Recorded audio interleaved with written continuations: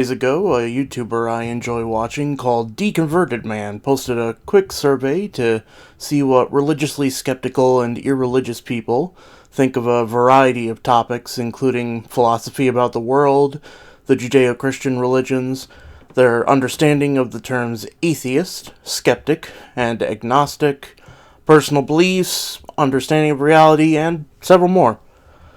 Outside of its use to see what a reasonable majority of non-believers think, this just seems fun to me, so here's my answers to the questions. Question 1. What is your preferred label? I'll pop up the answer on screen right away, but I'd like to explore a short version of how I came to hold the label I do. From a very young age, I knew I did not believe what was being told to me at the church my mother brought me to every week. It wasn't until I was 8 that I learned what the word atheist was, and at the time I felt it made sense to describe me. Over time, as I learned more about claims of knowledge, I moved over to the label agnostic, because I want to be as honest about my own position as possible.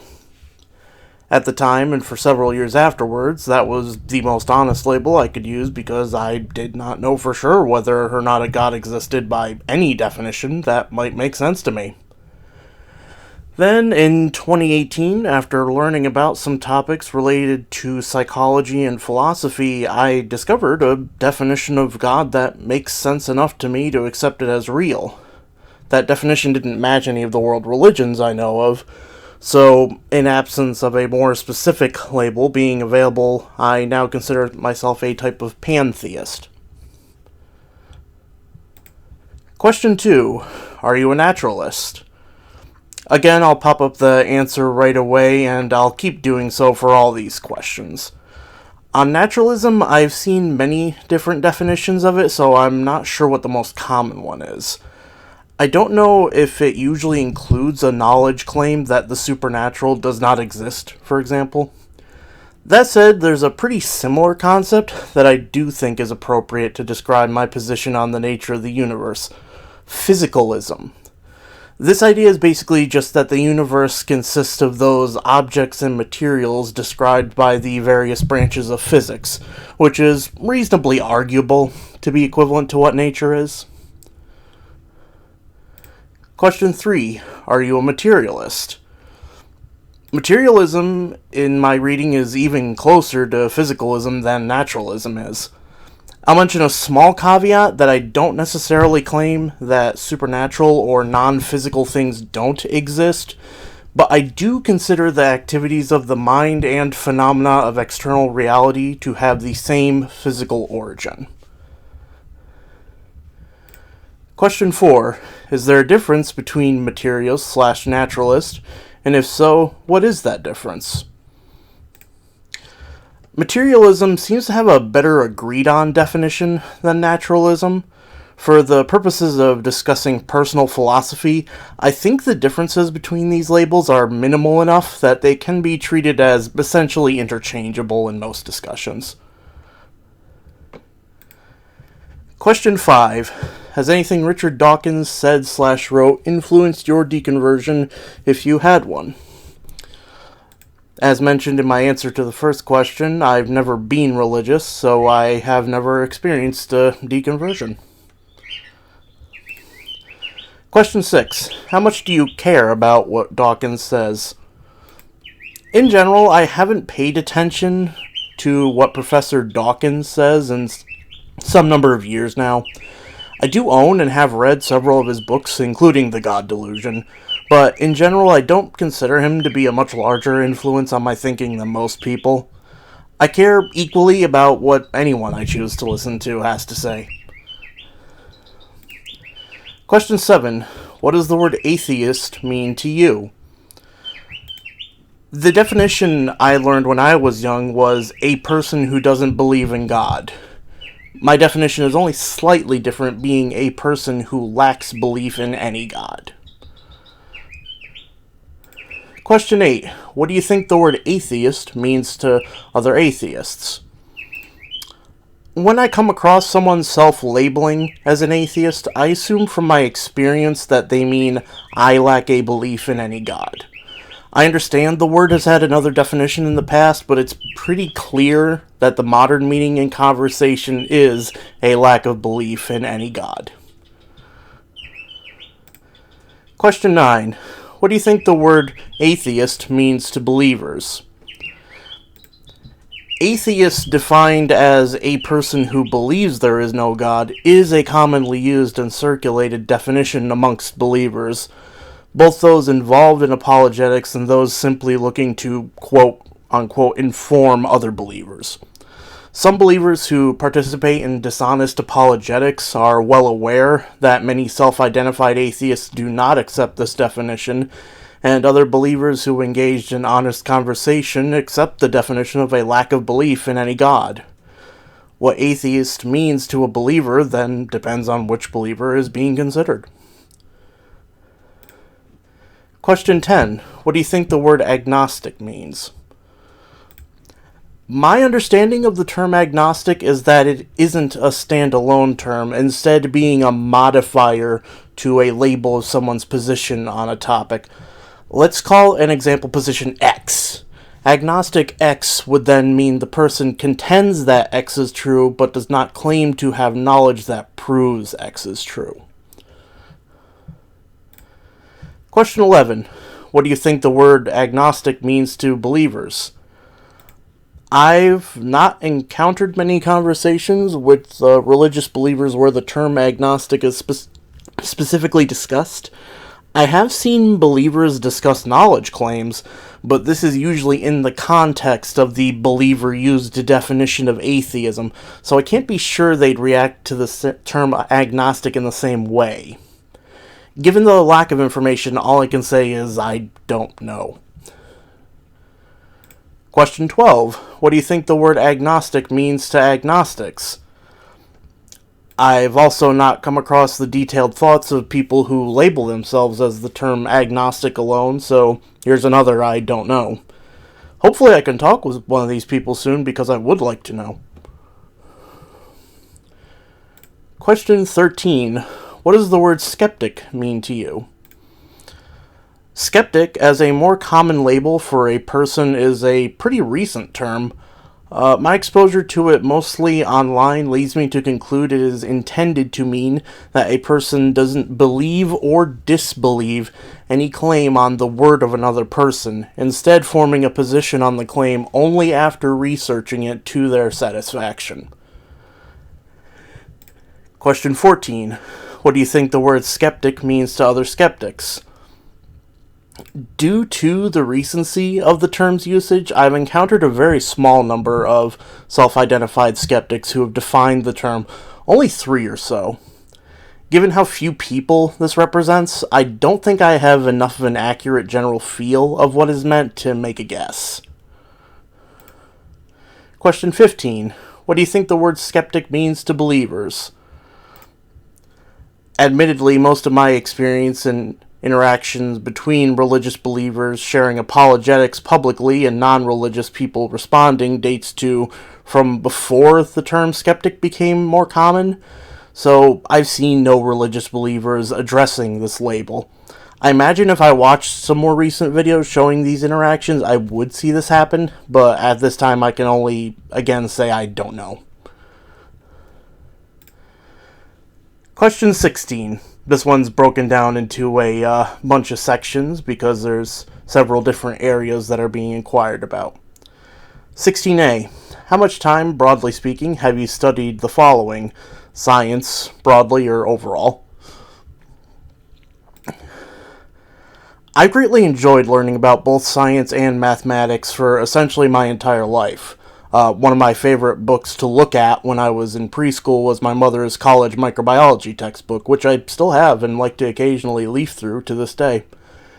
Most of my studying of scientific topics has consisted of reading, both in the forms of encyclopedias and topic-specific texts, though I do also enjoy watching documentaries once in a while, and I did well enough in my science classes all throughout elementary and high school.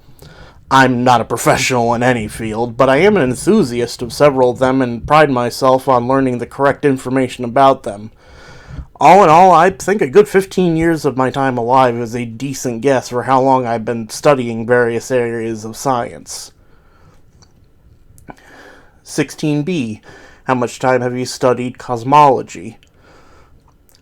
From the age of 7, my cosmology and astrophysics became some of my favorite areas of science to read about.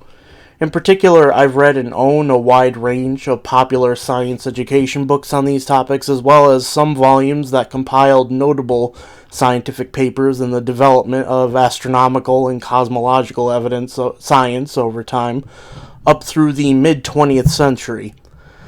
This combined reading and watching documentaries has been a handful of years of my time alive, certainly the most among any area of science. I can't pretend to be a professional in any of these fields, but through a combination of curiosity and desire to know as much about them as I can, I am at least familiar with a large amount of their contents. 16c. How much time have you studied the following biology? Biology has been a lesser interest of mine, but I do know decent amounts of information about microbiology and nutrition sciences. On the subfield of evolutionary biology, I've become familiar with the basics of most directions of evidence for the process of evolution, much of it resulting from watching debunked videos on creationism.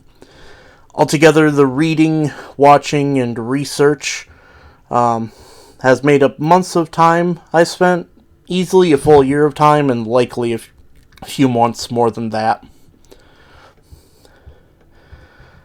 16d. How much time have you spent studying informal logic? Informal logic hasn't been a particular interest of mine, though due to my habit of reading encyclopedias in elementary school, I have read about it a fair bit. Most of my exposure to informal logic has been via its usage in debate and debunk videos online. Altogether, these studies add up to perhaps a couple weeks worth of time at most I've spent about looking at this topic. How much time have you studied formal logic? I've spent even less time directly engaging with formal logic, though it is relevant to my interest in much of mathematics. Outside the basics of forming proofs, I have a surface-level familiarity with rules of inference and the Boolean collection of laws of thought, but beyond this, I've not read much. My exposure to this field in research has been mostly incidental, adding up to perhaps a few days' worth of time. 16f. How much time have you studied philosophy? Outside of some particular content makers whose work is mostly on philosophy, which I enjoyed, the majority of my learning about philosophy was from a mix of public school learning and incidental reading while pursuing other topics. Despite this, I have seen a fair bit on the basics of several schools of thought and the history of ancient Greek philosophy, if nothing else. So there's been a good couple weeks of my time which I spent learning philosophy. 16g. How much time have you studied the following epistemology? I don't believe I've ever studied epistemology directly, beyond general overviews of the field and some branches of it. There is one content maker I'm familiar with whose work includes some focus on the field, but outside of this, my learning about the study of knowledge itself has been very sparse. Just from the sheer volume of concepts it relates to, I'm confident in saying a few days of time learning has been spent in this field, but it's far from a specialty of my study. 16h. How much time have you studied world religions? Religion and culture have been far outside my interests, so my learning about world religions has been entirely through happenstance and otherwise unrelated research.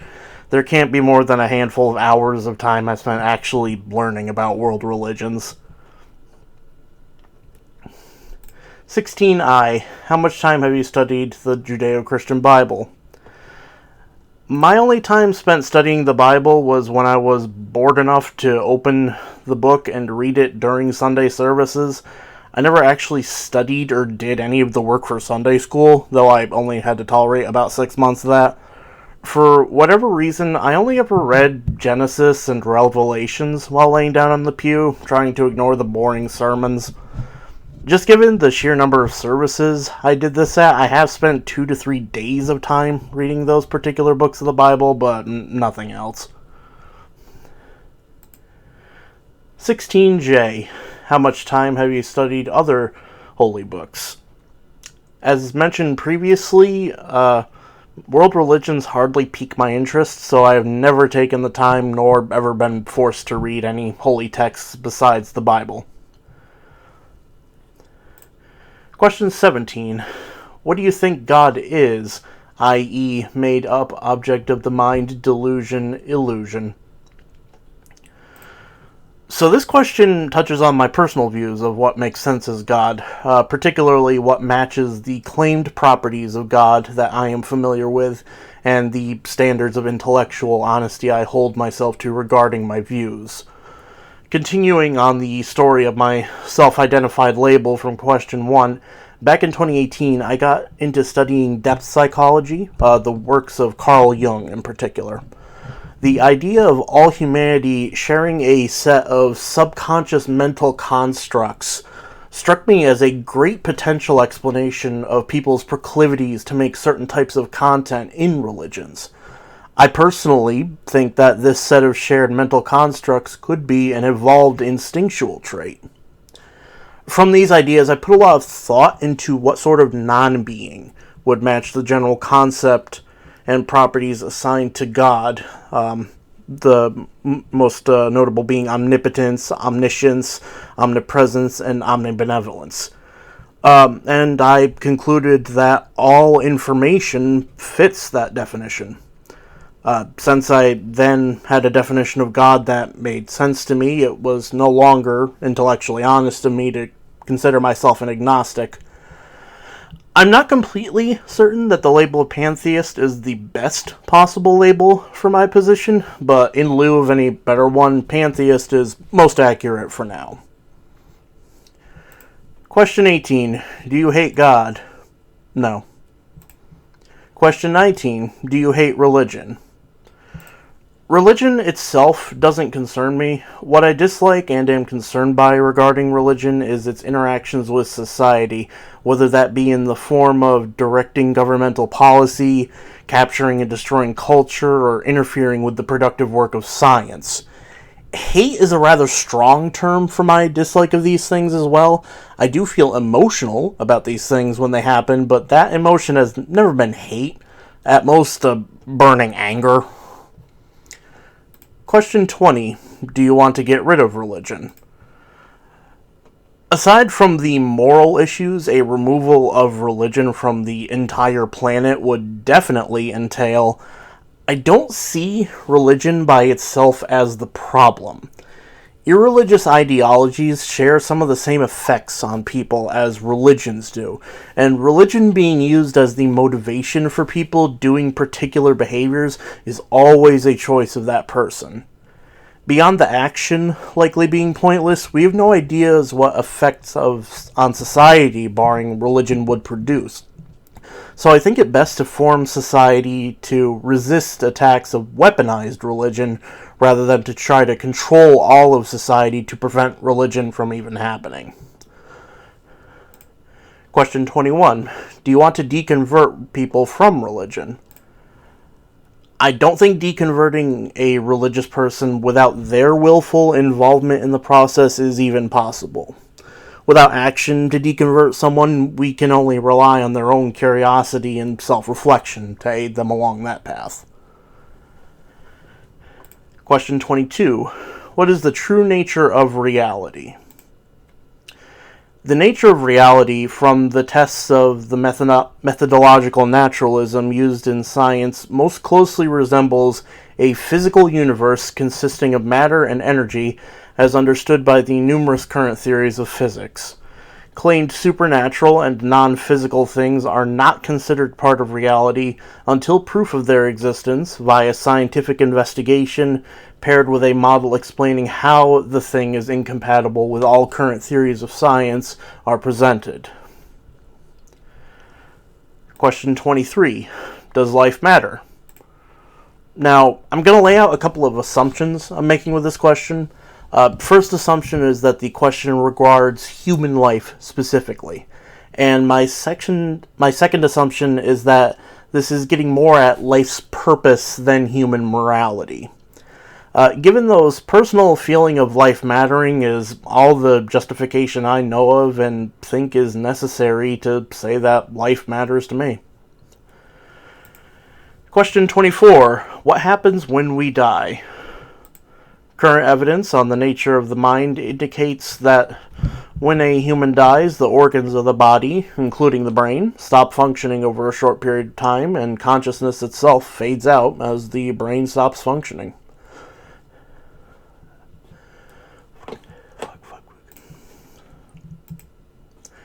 Question 25. Do you hold any beliefs that are not mundane, i.e. ESP, aliens visiting Earth, time travelers are real, moon is a big space station, conspiracy theories? Given that, as far as I can tell, beliefs usually entail some faith to them, I am confident in saying no, I don't hold any non-mundane beliefs. Question 26. Why do you talk about God so much if you don't believe in it? Outside of responding to people making absurd claims about the nature of reality relating to God, I don't talk about God. Whose standards of talking about God are we supposed to follow anyway? Question 27. What do you think believers misunderstand most about non-believers? I think the most common wrong assumption believers make about the irreligious people they interact with is the willfulness of the irreligious to conflict with religion. Of the irreligious people I have known, very few of them actually wanted to focus time and energy on either restricting or removing religious influence from society. Mostly, they just wanted to ignore religion to focus on what actually interests them or leave the whole belief system behind. Question 28. What do you think non-believers misunderstand about believers? On the flip side of the previous question, I think an easy assumption to make about religious people is that their religious beliefs apply to their entire life, when, in my experience, this is rarely the case. Whatever they may believe, people are still people, and people are far more complicated and nuanced than anyone can guess, even if some people choose to be simplistic, stubborn, and stupid in the way they behave. This was way longer than I was initially expecting, but an interesting process nonetheless. Thanks for coming all the way through if you did, and consider checking out DeconvertedMan's original video putting out this survey if you're interested in leaving answers too. He can comment like numerous people have on his video, or you can make a video like I have. Either way, thanks for watching.